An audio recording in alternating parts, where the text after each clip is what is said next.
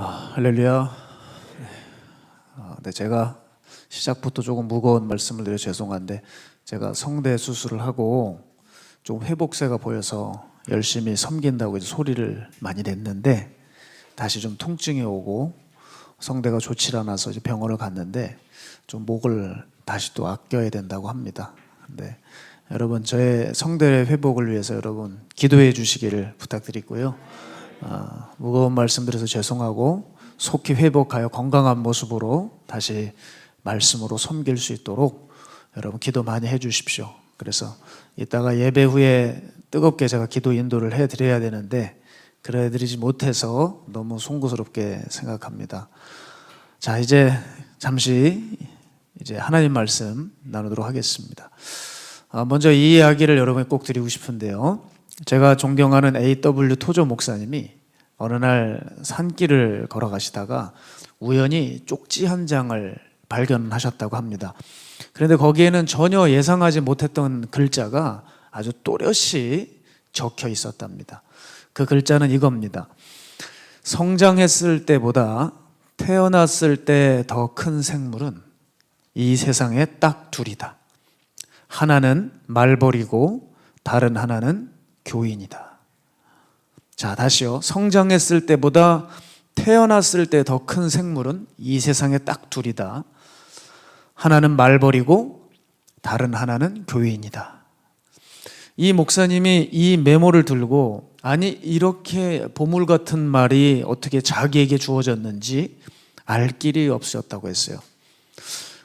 그냥 지나가는 사람이 그만 실수로 무심코 흘리고 간 것인가? 아니면 근처에 교인이 메모 설교를 듣고 메모를 적은 것을 그만 분실하고 간 것인가? 아니면 어떤 사람이 누구든지 이 메모를 보고 깨달으라고 일부러 그렇게 산자락에 두고 간 것인가? 참 여러 가지 생각이 드셨대요. 자, 여러분, 이 말이 무슨 말이죠? 이 메모에 적힌 글은 무슨 것을 의미하죠? 일반적으로 교인들이 처음 주님 앞에 나올 때보다 이 훗날에 믿음이 줄어든다는 거죠. 그죠? 자, 우리가 분명 간과할 수 없는 글귀라고 생각을 합니다. 그 말을 한 사람이 누군지 모르겠고 또 그것을 쓴 사람이 누군지 모르겠지만 자신의 경험상 많고 많은 교인들을 관찰하면서 내린 결론이 아니었겠습니까? 오죽하면 그런 말을 했고 오죽하면 그런 글을 썼겠어요. 자, 이 말은 동시에 이렇게도 들릴 수 있죠. 그런데 이 교인들은 세상에 대해서는 가면 갈수록 덩치가 커졌다. 이렇게 들릴 수도 있는 내용 아니겠습니까? 믿음의 영역에 대해서는 시간이 가면 갈수록 점점 쪼그라드는데 세상을 사랑하는 마음, 이기적인 마음, 또 야망, 소유하고 싶은 마음, 이런 마음 등은 점점 가면 갈수록 커져갔다는 것이죠. 따라서 여러분, 많은 교인들이 처음보다는 믿음의 불이 많이 식어져 버려서 판에 박히고 습관에 젖은 신앙생활을 하고 있을 텐데, 왜 여러분 이런 설교를 듣고 있으면서, 아니 회심 시리즈를 통해서 늘 듣고 있는 말씀이면서도 사람들은 왜 자신의 신앙에 대해서 조치를 하지 않을까? 우리는 반드시 생각을 해봐야 됩니다. 그런데 종종 확실하게 사람들이 이런 메모나 이런 메시지를 들을 때 조치를 얼른 취하는 것이 하나 있어요. 그게 뭐냐면 가식의 가면을 점점 업그레이드 시킨다는 거예요. 그렇지 않습니까? 내 삶을 회개하고 고치는 것 아니면 어떤 태도로 나아가죠? 가식적으로 바뀌는 거예요. 가식이 뭡니까? 가식이요. 이 단어의 정의는 이렇습니다. 말이나 행동 따위를 거짓으로 꾸미고 있는 것입니다. 실제로는 그렇지 않은데 그런 사람인 것처럼 변장술에 능하다는 거죠. 그렇게 하나씩 자기를 가리고 감추는 겁니다. 그러나 여러분, 이것이 우리 신앙의 문제를 해결하는 근본적인 해결책이 될까요? 안 될까요? 음식물은 안에서 썩어가고 있는데 겉을 큐빅이 박힌 두꺼운 박스로 정성껏 포장한다고 해서 이 여러분 냄새가 안 나겠습니까? 나게 마련이에요. 자, 그 가면에 치장을 하면 할수록 아이러니하게도 그 가면을 태울 지옥불은 더욱 거세지게 된다는 거예요. 복음의 행실은 없는, 그냥 복음의 모양만 업그레이드 시키고 있는 이러한 이중 생활이 얼마나 무서운 결과를 초래하는지 우리는 분명히 아셔야 됩니다. 자, 속은 엉망인데 겉만 번지르르 꾸미는 것을 또 다른 말로 우리가 외식이라고 하죠. 주님은 이렇게 외식하는 자들에 대한 벌을 언급하셨습니다. 마태복음 24장 51절인데요. 어미 때리고 외식하는 자가 받는 벌에 처하리니, 외식하는 자가 받는 벌에 처하리니 거기서 슬피 울며 이를 갈리라. 주님은 외식하는 자가 받는 벌이 있다고 합니다. 그게 뭐냐면 거기에 반드시 던져지게 된대요. 거기가 어디입니까? 지옥이죠. 주님은 지옥을 언급하실 만큼 이 외식을 매우 싫어하신다는 것을 알 수 있습니다. 그런데 왜 이렇게 사람들이 주님의 마음과는 상관없이 감추고 가리고 자꾸 겉을 꾸밀까요?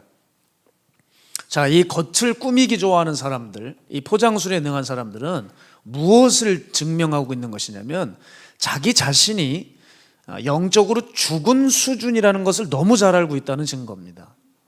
자, 여러분, 자신의 믿음이 떨어져 있는 것을 모르는 사람은 거의 없어요. 대부분 잘 알고 있습니다. 알고는 있는데 개선하기는 버거운 거예요. 순종하기는 어렵고 기도하기는 여전히 힘드니 일단 외적으로 포장을 하자는 거죠. 자, 가령 이런 경우도 있습니다. 주일에, 예전에 보면 주일에 설교를 마치고 나면 이 앞에서 인사를 하지 않습니까? 그러면 어떤 분은 꼭 와서 이 얘기를 하고 가요. 목사님 설교 은혜를 많이 받았습니다. 그러고 가세요. 그런데 그분은 어떤 분이냐면 설교를 시작하고 얼마 지나지 않아서 주무셔서 50% 이상 중요한 엑기스는 다 놓친 교인이에요. 그런데 가면서 목사님 은혜 받고 간다고 꼭 그렇게 얘기를 하고 가세요. 자, 이거 그냥 넘어갈 수 있는 문제입니다. 그렇죠? 그냥 웃고 넘어갈 수 있는 문제예요. 저분 실컷 주무셨는데 뭘 들으셨다는 거지? 왜냐하면 여기 있으면 다 보여요, 여러분. 못 보는 척 하는 거예요, 제가. 설교에 집중하려고 하는 거지 자꾸 그거를 보고 묵상하게 되면 그렇습니다, 좀 마음이.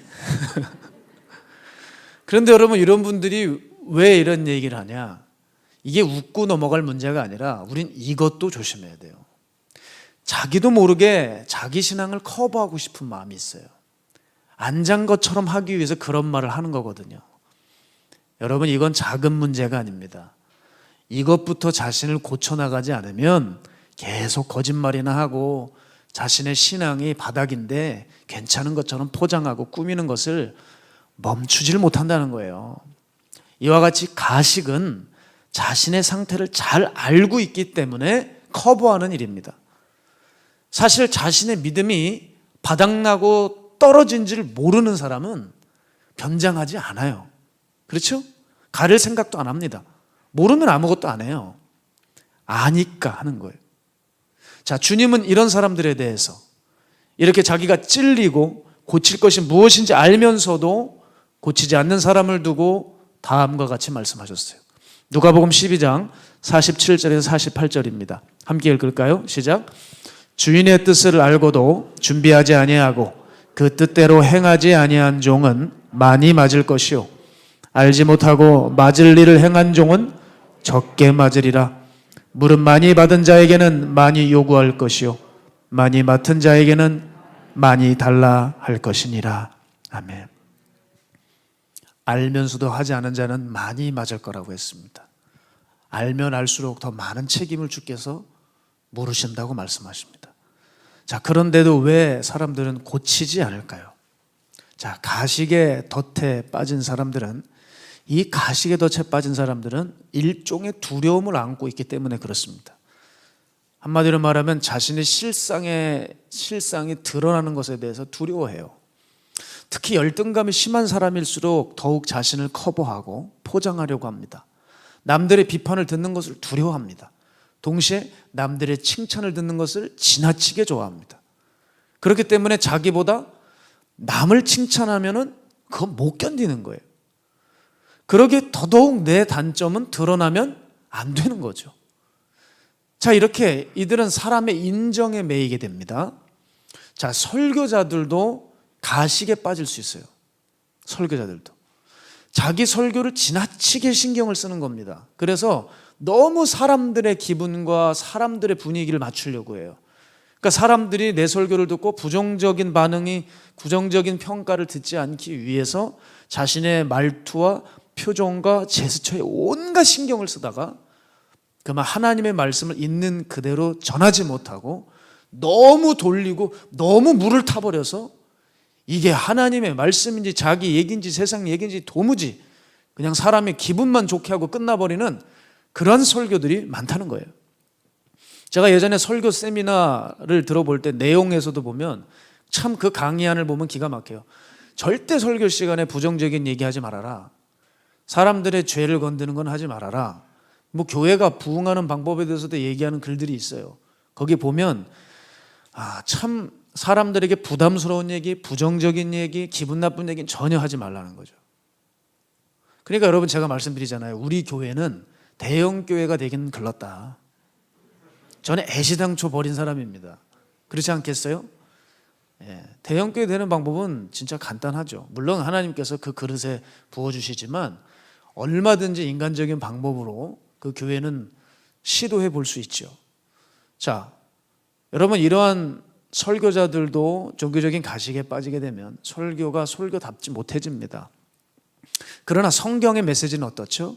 부정적인 얘기, 단도직입적인 얘기, 때로는 거칠게 말하기도 합니다. 왜 그럴까요? 왜 그럴까요? 그들이 비인격적이어서 그럴까요? 아니요.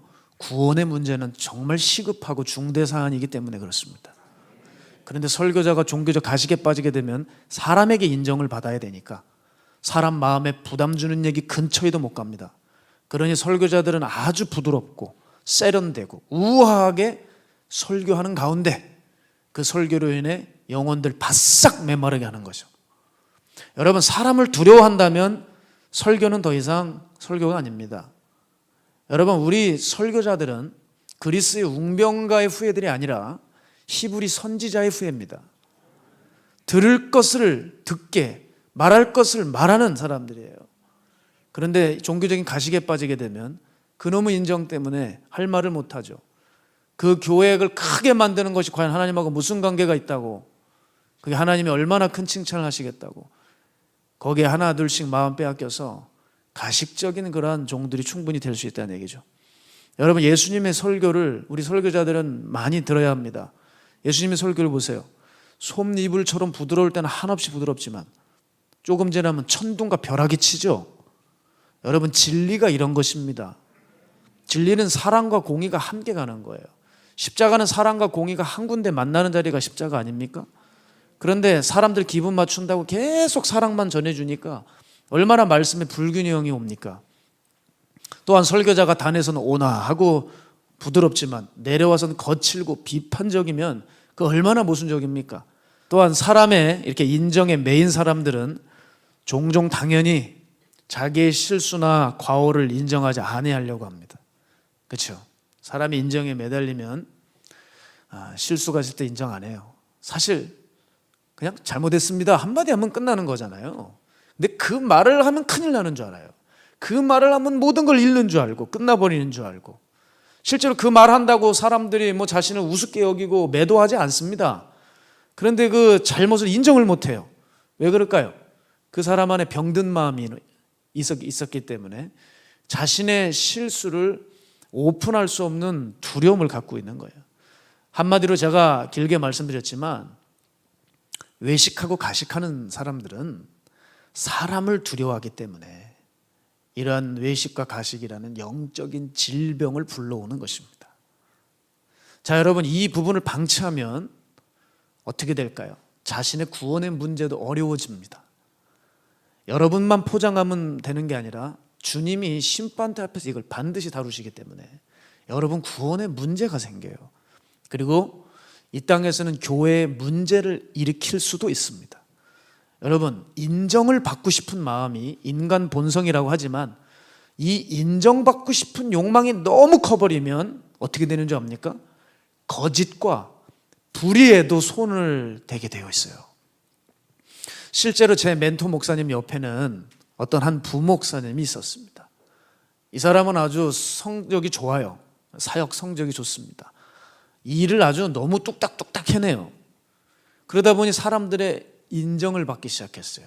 그런데 그게 화근이었습니다. 그 사람들의 평판, 그 인정, 칭찬받는 것에 재미가 드니까 이 사람은 계속 일을 하고 싶은 거예요. 그 자기 과시욕에 딱 붙들려서 또 다른 큰 인정을 받고 싶어서 일을요 무대뽀로 밀고 나가는데, 자 빨리 오셔서 꺼드려요. 주저하지 말고 스태프들 여기 앞쪽에 계세요. 네. 괜찮습니다. 괜찮습니다. 연세가 70세 이상 되시는 분들은 용서해 드려야 돼요. 자꾸 잊어먹어요. 예. 걱정하지 마세요. 걱정하지 마세요. 여러분도 그러실 수 있습니다. 예. 다시요. 이거 중요한 얘기라서 다시 좀 제가 반복할게요. 그러니까 자기 가시욕에 불타서 또 다른 인정을 받고 싶은 거예요. 그러니까 일을 무대뽀로 진행을 하더라고요. 근데 알고 봤더니 그게 다 불법이었어요. 그래서 그 모든 벌금을 제 멘토 목사님이 고스란히 다 지게 되셨습니다. 참 불미스러운 일들이 있었는데요. 자, 이렇게 사람들의 인정을 받는 것에 젖어들면 더욱 크고 더욱 확실하게 불법에 손을 대게 되어 있습니다. 여러분, 우리는 심심치 않게 사람이 인정을 받는 것에 대한 유혹이 찾아옵니다. 우리 반드시 찾아옵니다. 왜냐하면 예수님도 사탄에게 당하셨습니다. 그 사탄이 광야에서 예수님에게 뭐 어떤 것을 시험하시죠? 너 높은 곳에서 뛰어내리면 천사가 너를 딱 받들 텐데 뛰어내려라 얘기하잖아요. 그렇게 딱 뛰어내려가지고 천사가 딱 받들어서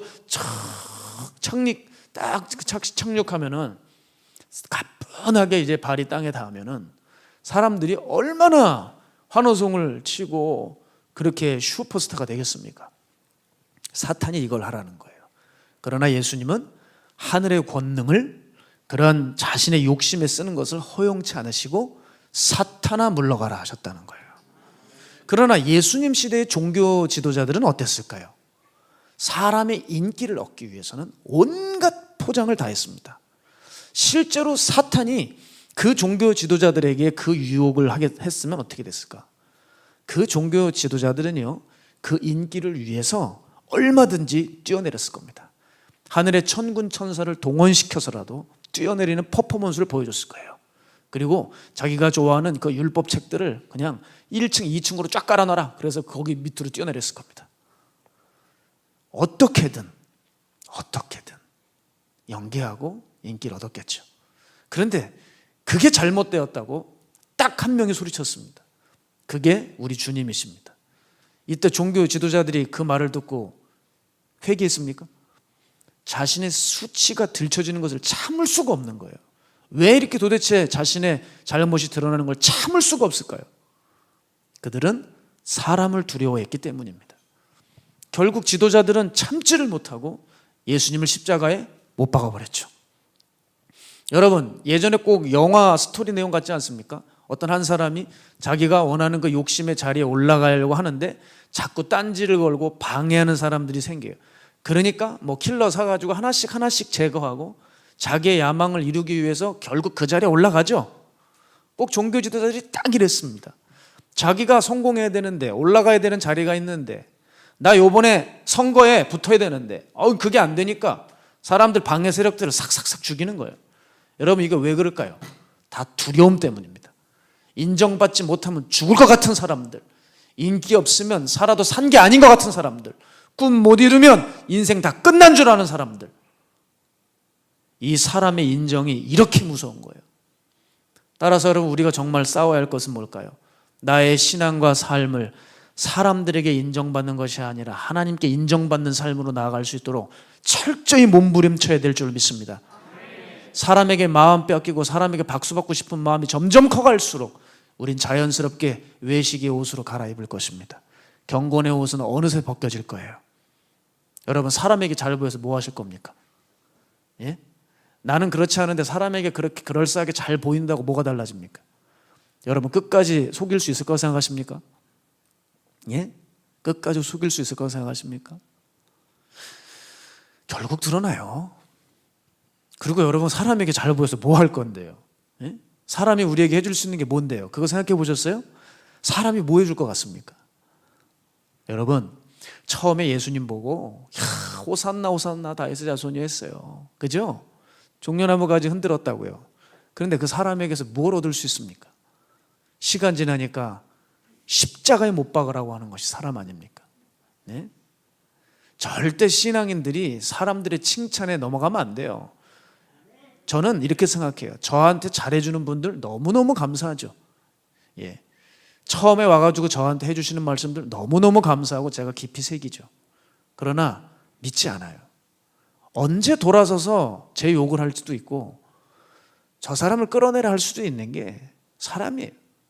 예수님도 그렇게 하셨는데, 그 일을 당하셨는데 저라고 못 당하겠습니까? 여러분, 사람은 믿을 대상이 아니에요. 섬기고 사랑할 대상이지. 그렇지 않아요? 여러분 많이 당해보셨잖아요. 믿을만 합니까? 사람이? 그런데 그 사람에게 인정을 받고 싶으세요? 사람에게 잘 보이면 뭐 할 겁니까?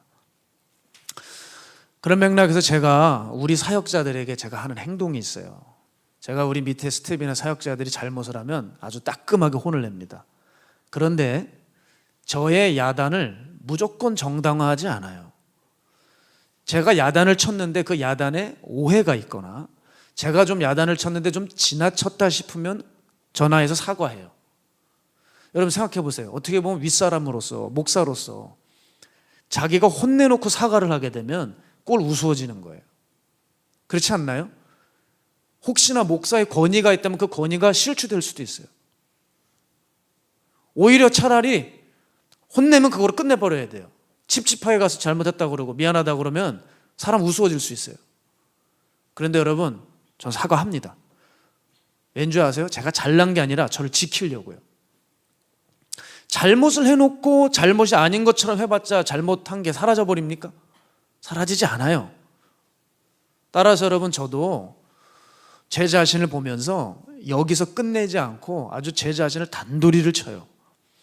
제가 한 가지 했던 일이 뭐냐면, 저를 오랫동안 옆에서 지켜봤고 함께했던 교회 사역자와 스태프들이 있습니다.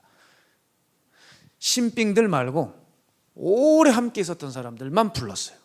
그리고 그들에게 얘기했습니다. 자, 지금부터 A4 용지에다가 나의 단점을 있는 대로 다 적어라. 그리고 제출해. 그랬습니다. 그 이름 적으면 후환이 들어올 거 아닙니까? 이름 적지 마. 무명으로 해. 그리고 적나라하게 다 적어라. 그리고 한 사람이 걷어가지고 와라. 한 사람이. 사역자들이 도저히 못하겠대요. 제발 이러시지 말래요. 살려달래요. 어떤. 내가 이렇게 얘기했습니다. 안 적어내면 나랑 같이 일 못해. 넌 나가야 된다. 체면이고 뭐고 없어요. 그리고 다 해버렸어요.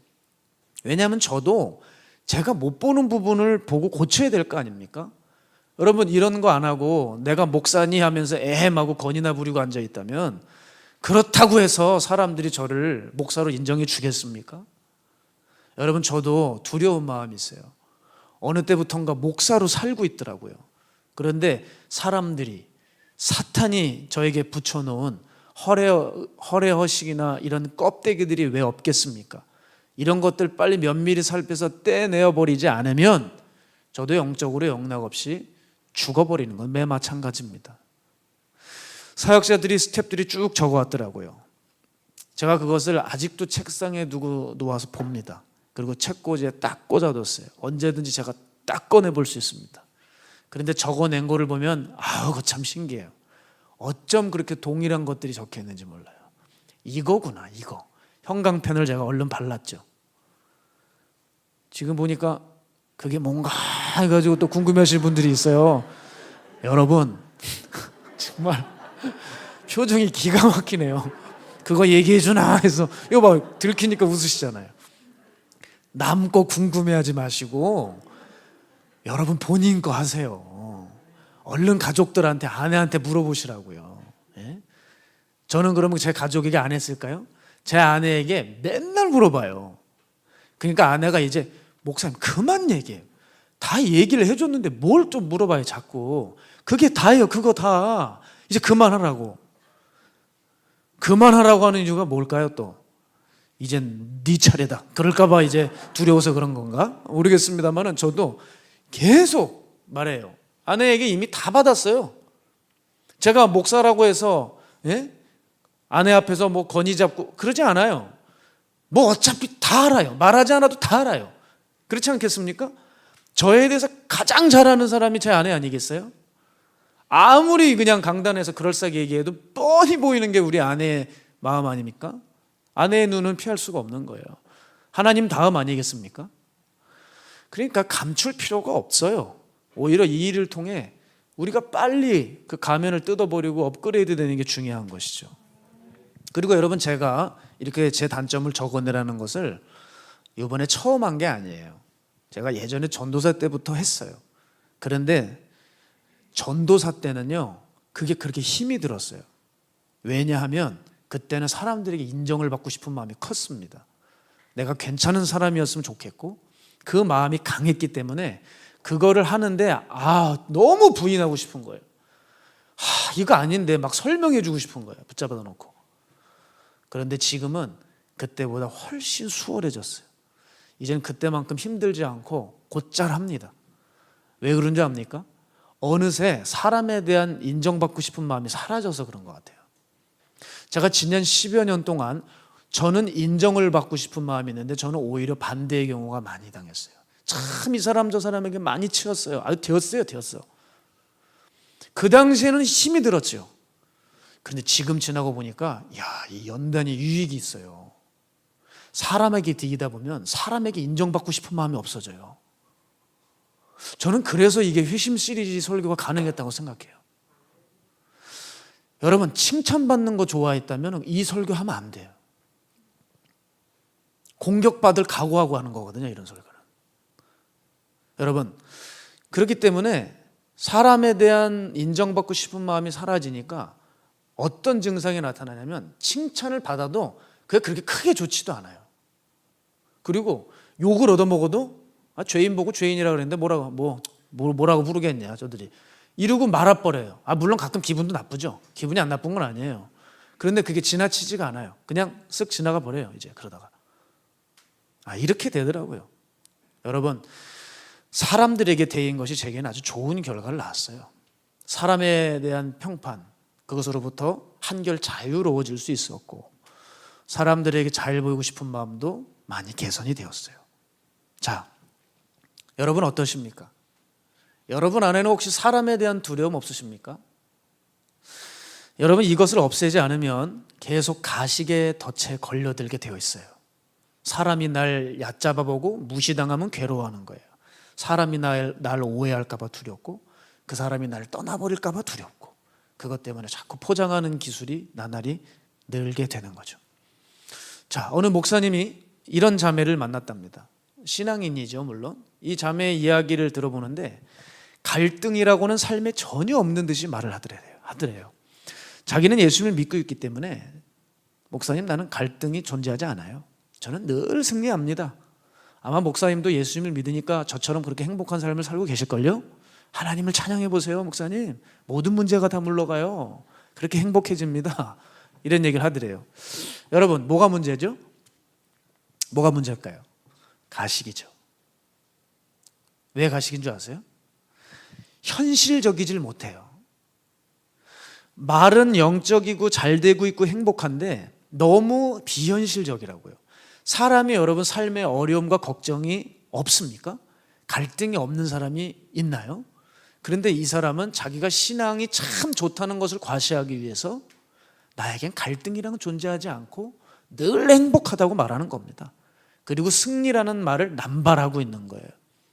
그러니 마치 예수 믿는 어떤 다른 사람이 삶 속에서 갈등을 겪고 있는 것을 보면 이 자매는 그 사람을 이상한 사람 취급하면서 그 사람은 참 부족하다고 평하면서 자신은 부족한 것이 없는 사람으로 여긴다는 거예요. 자, 이게 뭐예요? 외식이죠. 이게 외식이에요. 그런데 실상은 어떻죠? 우리는 존재적인 죄인이에요. 우린 절망 가운데 살아가고 있어요. 그래서 하나님의 은혜가 너무 필요한 거 아닙니까? 그래서 십자가의 복음이 너무 필요한 거 아니에요? 여러분, 내게 갈등이 전혀 없으면 이 사람은 십자가를 찾을 이유가 없죠. 하나님을 왜 찾겠습니까? 기도를 왜 하겠습니까? 자, 보십시오. 자신은 예수님을 만나서 너무 완벽해졌다는 거예요. 이거 예수님 자랑하는 겁니까? 자신의 삶이 이렇게 우월하다고 자랑하는 겁니까? 그죠? 답은 이미 나와 있어요. 또 어떤 사람 이런 사람이 있어요. 나는 기도만 하면 다 응답이 돼요. 기도만 하면 하나님이 말씀을 주세요. 당신도 기도하면 하나님이 말씀하시죠? 그 응답 받죠? 이렇게 묻는 사람들이 있죠. 속 시원하시죠? 여러분, 그들은 이렇게 얘기해요. 나는 기도만 하면 다 들어주시니까 하나님 참 좋은 분이에요. 그래요. 자, 이 말은 기도의 능력이 이렇게 대단하다는 걸 얘기하는 겁니까? 아니면 자신은 특별한 존재라는 것을 내비치는 겁니까? 자신을 특별한 존재로 내비치고 있는 거예요. 이게 다 가식이라고요, 여러분. 가식. 이런 가식 없는 신앙이 되어야 됩니다. 저런 신앙은요, 사람에게 철저히 맞춰져 있는 신앙입니다. 계속 자기 안에 뭔가 작은 깨달음과 영적인 선물들이 주어지면 계속 어필하고 싶은 거예요. 얘기하고 싶은 거예요. 드러내고 싶은 거예요. 사람의 인정을 갈구하는 바로 그 병든 신앙이라는 거예요. 자, 여러분, 이쯤 되면 가식의 대명사라고 불리우는 사람들이 생각나지 않습니까? 자, 마태복음 23장 3절에서 7절입니다. 자, 이 3절에서 7절은 다 가식의 증상들입니다. 우리가 여기서 벗어나야 됩니다. 함께 읽겠습니다. 시작. 그러므로 무엇이든지 그들이 말하는 바는 행하고 지키되 그들이 하는 행위는 본받지 말라. 그들은 말만 하고 행하지 아니하며 또 무거운 짐을 묶어 사람의 어깨에 지우되 자기는 이것을 한 손가락으로도 움직이려 하지 아니하며 그들의 모든 행위를 사람에게 보이고자 하나니 곧 그 경문띠를 넓게 하며 옷수를 길게 하고 잔치의 윗자리와 회당의 높은 자리와 시장에서 문안받는 것과 사람에게 랍비라 칭함을 받는 것을 좋아하느니라. 바리새인들의 가식의 증상들을 주님 말씀하셨습니다. 그리고 주님은 여기서 끝내지 않으시고 자세히 한 장면을 묘사하셨어요. 누가복음 18장 9절에서 13절인데요. 우리 다시 한번 읽어보겠습니다. 시작. 또 자기를 의롭다고 믿고 다른 사람을 멸시하는 자들에게 이 비유로 말씀하시되 두 사람이 기도하러 성전에 올라가니 하나는 바리새인이요 하나는 세리라. 바리새인은 서서 따로 기도하여 이르되 하나님이여 나는 다른 사람들 곧 토색, 불의, 간음을 하는 자들과 같지 아니하고 이 세리와도 같지 아니함을 감사하나이다. 나는 일에 2번씩 금식하고 또 소득의 11조를 드리나이다 하고 세리는 멀리 서서 감히 눈을 들어 하늘을 쳐다보지도 못하고 다만 가슴을 치며 이르되 하나님이여 불쌍히 여기소서 나는 죄인이로소이다 하였느니라. 아멘. 자, 여러분, 주님이 자세히 장면을 묘사하셨어요. 자, 이 바리새인과 세리의 차이점이 뭡니까? 답은 여러분 알고 계세요. 바리새인은 끔찍히 사람을 의식한다는 거고 세리는 사람을 의식하지 않고 하나님을 의식했다는 거예요. 자, 세리가 이렇게 기도하게 되면 옆에 사람들이 없었겠습니까? 근데 세리는 창피하지 않은 거예요. 그냥 가슴을 치면서 울고 있어요. 사람들이 봤을 때 어떤 생각을 할까요? 저 세리 녀석 저거 얼마나 지은 죄가 많으면 저거 봐. 저렇게 그냥 울고 그냥 어쩔 줄 모르잖아 하면서 수군댔겠죠. 여러분, 가식적인 사람은 사람의 수군대는 소리를 듣기 싫으니까 몰래 뒤에서 하겠죠. 그러나 세리는 오히려 드러내놓고 가슴을 칩니다. 세리는 사람들이 뭐라 하든 상관이 없는 거예요. 누가 뭐라 하든지 죄인임을 고백하며 울며 기도할 수 있는 하나님을 의식했던 사람입니다. 따라서 주님은 이 세리의 기도를 받으셨다고 했어요. 자, 여러분, 이제 이 세리에게서 우리는 무엇을 배울 수 있을까요? 바로 여기에서 가식에서 벗어날 수 있는 비결이 여기 있습니다. 세리의 행동에서 나오는 첫 번째는요, 내 죄를 철저히 인정하라는 거예요. 여러분, 회개는 바로 여기서부터 출발합니다. 내 죄를 받아들이고 깊이 인정하는 것, 이게 시작이에요. 사람들이 회개가 안 된다 그래요. 여러분, 회개는 간단해요. 내가 죄인인 것을 이제 인정하고 받아들이는 겁니다. 물론 여기에는 성령의 역사가 필요하지만 여러분, 이제부터 내 죄를 받아들이겠다는 겸손의 마음은 여러분이 충분히 취하실 수 있어요. 그러면 그 죄가 느껴집니다. 깨달아집니다. 내 존재적 죄인임이, 내 실존이 깨닫기 시작합니다. 그러나 바리새인 보세요. 받아들이질 않아요. 뭔 얘기를 하면 받아들이질 않아. 이미 죄가 차고 넘치는데도 얼마나 사람 앞에 어필하고 싶으면 받아들이지를 못해요. 그러니 자랑이나 하고 너스레나 떠는 종교적 괴물이 되어버린 거예요. 자, 저는 이렇게 생각해요. 사람이 가장 아름다울 때가 언젠가? 죄를 인정할 때라고 생각해요. 저는 교인 중에 누가 가장 예뻐 보이는 줄 아세요? 예? 회개의 눈물을 터뜨리는 사람. 어떤 여자들은 여기에, 여성분들은 이거 알죠? 이거를 다 하셨어. 거기다가 검은색으로 칠하셔가지고 눈물을 걱정을 해요. 눈물을. 왜냐하면 울면 이게 다 떨어질까 봐. 그런데 제가 사역하다 보면 누가 가장 아름다운지 압니까? 조금 무섭긴 해요. 조금 무서워. 왜냐하면 눈물이 나니까 검은 국물이 흐르더라고요. 제가 그거 봤어요. 이게 쫙 이렇게 흘러요. 조금 무섭긴 한데, 불 끄고 기도할 때 조금 보면 무서운데 너무 아름다워요. 정말 너무 아름다워요. 네. 여러분, 아무리 명품을 많이 입고 오셔도 제 눈엔 이뻐 보이지 않아요. 제게 가장 소중하고 아름다워 보이는 사람들은 회개의 눈물을 흘릴 줄 아는 사람이에요. 사람이 언제 가장 아름답다고요? 자기 죄를 인정할 때예요. 가장 추할 때가 언제죠? 뻔히 죄진 거 다 알고 있는데 끝까지 버티는 거. 모든 사람이 다 봤다는데 죽어도 자기는 아니라고 하는 거. 이럴 때 그 사람 굉장히 추해지는 거예요. 그 사람이 아무 대단한 권력을 가지고 있고 명예를 가지고 있어도요, 그렇게 추잡해 보일 수가 없어요. 여러분, 우리가 정치판에서 보면 국민들이 화나는 이유가 뭡니까? 사고를 쳐놓고 잘못했습니다 한마디 하면 되는 거거든요. 이걸 못해요. 차라리 내가 이런 놈입니다, 제가 잘못했습니다, 그러면 사람들의 동정을 불러일으켜서 오히려 그 사람을 뽑아줄 거예요. 정직한 사람이라고. 그죠? 근데 잘못했다고 하면은 자기 모든 게 끝나버리는 줄 알아요. 아, 어리석죠? 한마디만 해주면 되는데, 한마디만. 오히려 그 말해주면 되는 걸, 그걸 못하고 그거를 끄집어낸 상대를 오히려 받아치고 공격해요. 너무 뻔뻔하지 않나요? 우리 신앙인이 이런 정치인들 닮아서는 안 될 것입니다. 그런 맥락에서 저도 이런 점에서 두려움을 많이 느껴요. 두려움을. 특히 저는 이번 회심 시리즈, 이건 사람들의 어떤 비판을 하기 위해서, 어떤 교회의 잘못된 점을 지적하고 비판하고 꼬집기 위해서, 그쪽 차원으로 여러분, 저는 이 설교를 준비한 게 정말 아닙니다. 회심 시리즈는 한 사람들이나 어떤 교회들이 죄가 있다면 이것을 끄집어내요, 이거를 정리하자는 차원이죠. 여러분, 정리하지 못하고 지적질만 하면 이건 죽이는 거예요. 그러나 여러분, 회심이 뭡니까? 돌이키자는 거 아니에요. 돌아서자는 거 아니에요. 여러분, 그래서 제가 혹여나 남 지적하는 설교만 될까 봐 제가 의도적으로 제 설교 가운데 제 단점을 다 집어넣었어요. 제가 회심 시리즈 설교하면서 정말 이 강단에서 너무 많이 울은 것 같아요. 아이고, 나 정말 창피해가지고 남사스럽게 나오는, 왜 이렇게 울었냐, 이런 때가 많아요.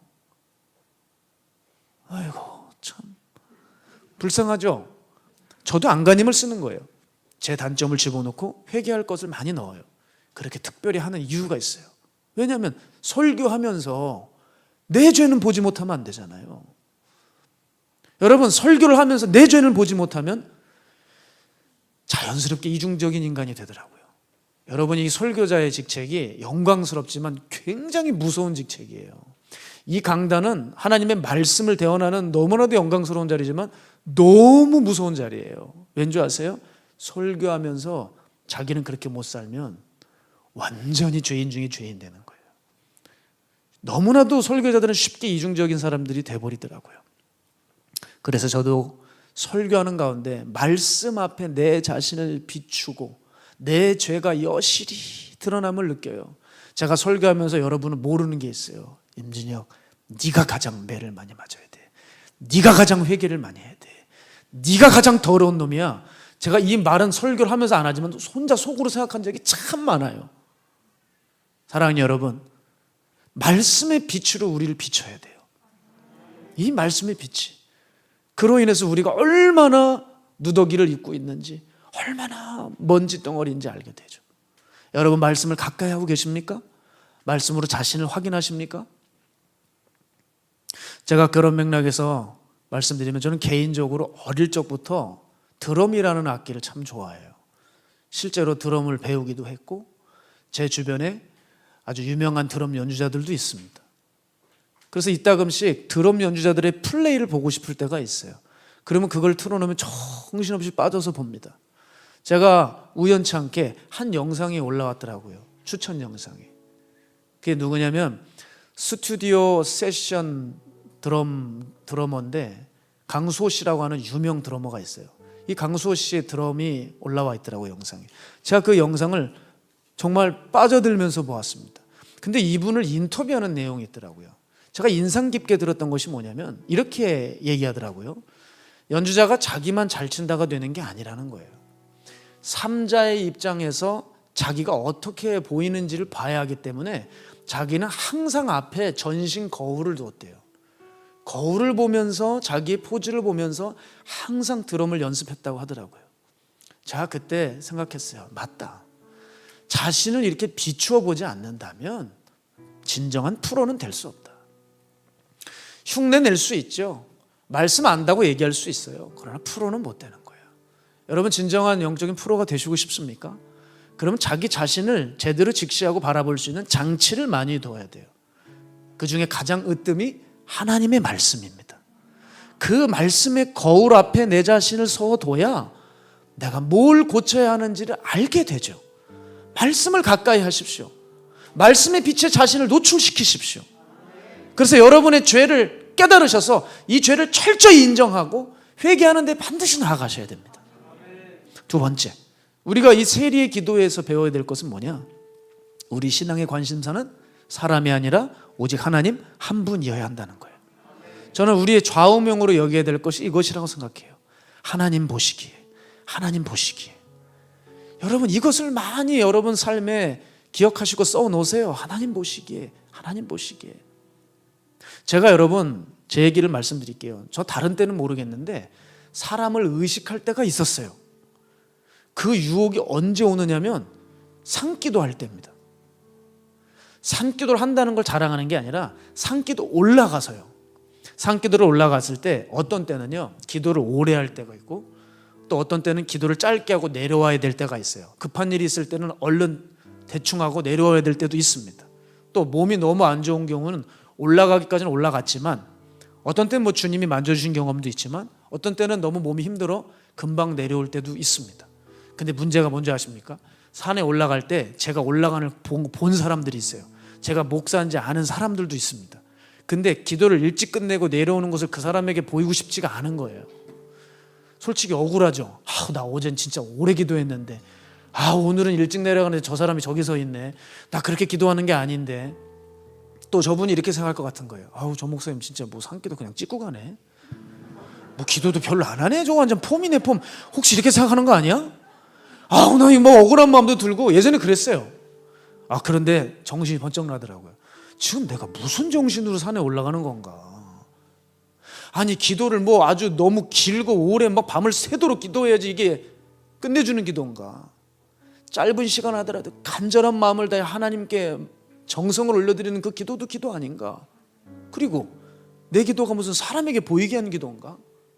도대체 내 기도의 평가를 사람에게 받으려고 하는 것인가? 하나님에게 받으려고 하는 것인가? 지금 내가 무슨 생각을 하고 있지? 내가 어느새 사람을 신경 쓰고 있네. 제가 그때부터 아무것도 신경 쓰지 않기 시작했습니다. 그리고 제 기도 마치면 그냥 내려오는 거예요. 무조건 신경 쓰지 않고 내려옵니다. 가끔 얼굴이 뜨끈뜨끈할 때도 있어요. 그냥 내려옵니다. 왜? 우리의 삶에 미사 여구를 닮으면 안 돼요. 때로는 명사 하나면 충분하고 동사 하나면 충분해요. 형용사나 부사가 필요 없을 때가 있더라고요. 그냥 정직하고 그냥 진실하게 그냥 내 길 묵묵하게 걸어가는 거. 여러분 이게 제 좌우명이 되었어요. 저는 이것을 제 신앙과 목회 전반에 펼쳐지게 하려고 애를 씁니다.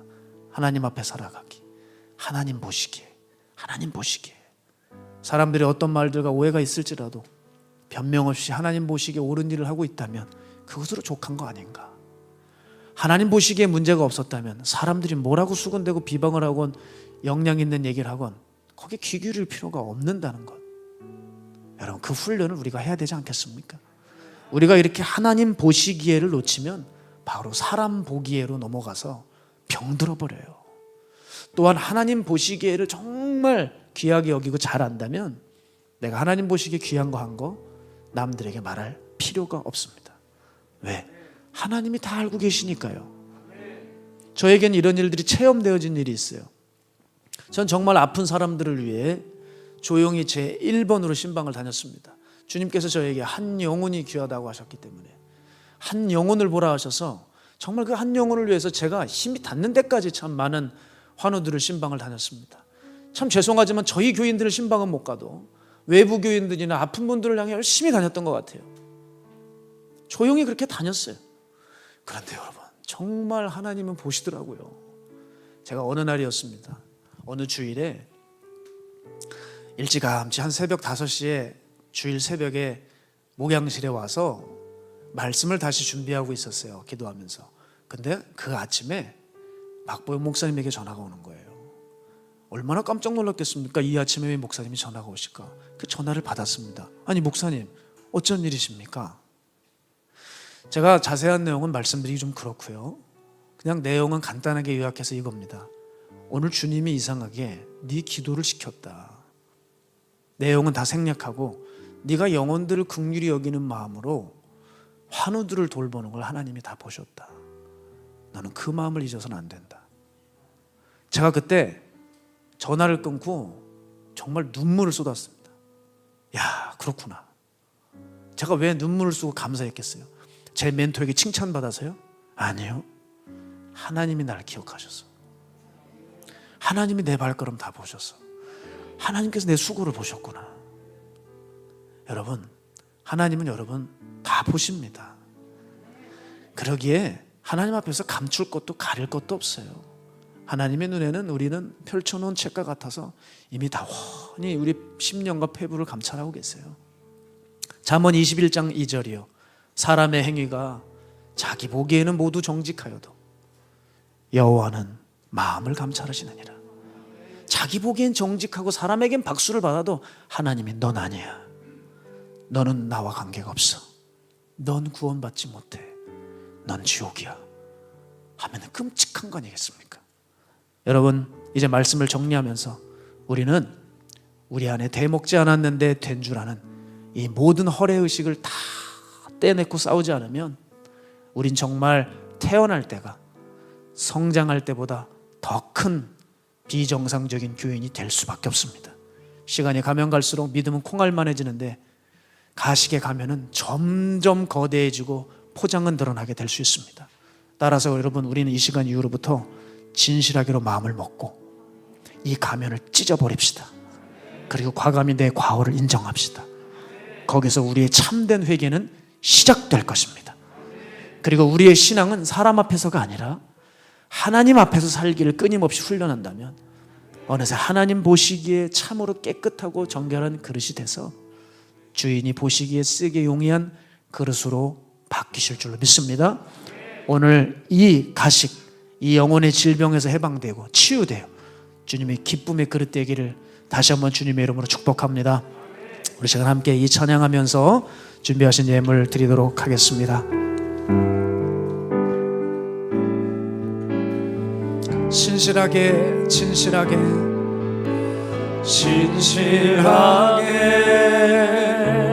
진실하게 거룩하게 살게 하소서. 거룩하게 살게 하소서.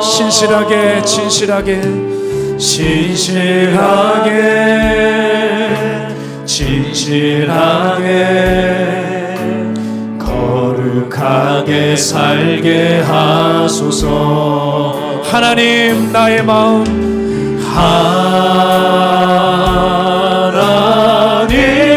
하나님, 나의 마음 만져주소서. 하나님, 나의 영혼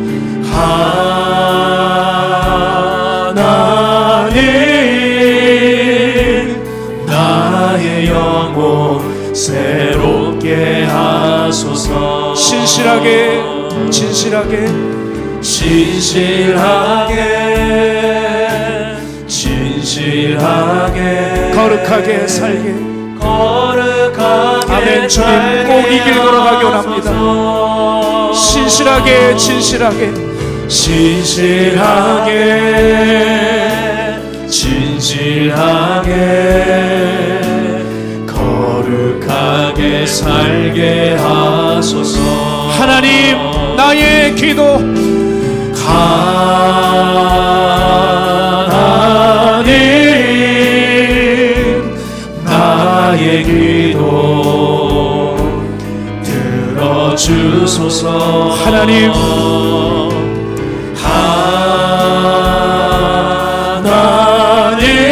하나님 주의 길로 인도하소서. 진실하게 진실하게 진실하게 진실하게 거룩하게 살게 하소서. 진실하게 진실하게 진실하게 아멘, 아멘. 진실하게 거룩하게 살게 하소서. 하나님 나의 기도 들어주소서.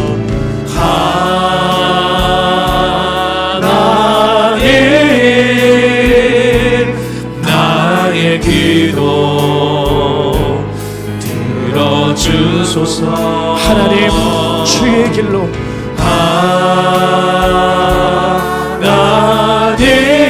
하나님 주의 길로 인도하소서. 오 하나님 오 하나님 오 하나님 주 나의 모든 것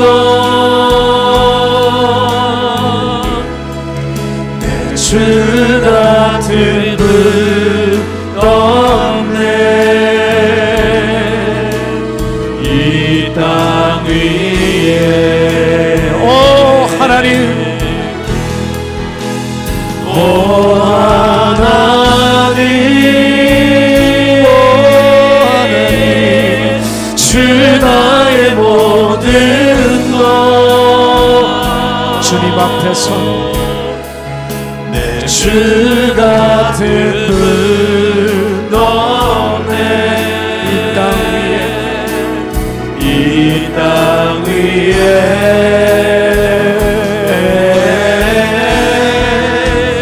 오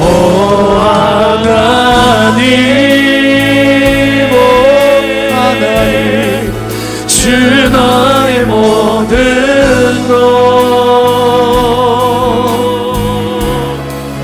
내 주 같은 분 없네. 이 땅 위에 우리 시간 기도하며 나갈 때 하나님 내 안에 이중적인 마음, 내 안에 여전히 사람에게 인정받고 싶은 마음, 그로 인해서 잘 포장된 우리의 가식의 가면 이 덫에서 빠져나와서 주님 진실하고 정직하게 하나님 앞에서 살아가는 저희들 모두 되게 하여 주시옵소서. 오늘 이 마음의 염원을 담아 오늘 주님 이름 한번 외치고 통성으로 기도하겠습니다. 주여 살아계신 하나님 우리 안에 가식이 드러나게 합니다. 이 심각한 영혼의 질병을 방치하지 않도록 여기 오늘 예배드리는 전 성도들 또한 함께 해주시는 온라인 교회 성도들 인터넷 성도들 주님께서 붙들어 주시고 함께 해주셔서 하나님 앞에서 우리의 작은 것 하나도 주님 보시기에 온전한 삶을 걸어갈 수 있도록 우리의 삶을 훈련하고 살아갈 수 있도록 주님 붙들어 주시옵소서. 주님 진실하게 하소서. 주여 정직하게 하여 주세요. 가리지 말고 포장하지 말고 종교적인 가식을 그 더럽고 냄새나는 가면을 다 뜯어버리고 주님 아무것도 없어도 죄짐은 죄진처럼 범죄함은 범죄한처럼 내세울 것 없으면 하나님 바닥인처럼 그저 주님 앞에 나와 철저한 회개가 이루어질 수 있도록 우리의 심령을 정결하게 하소서.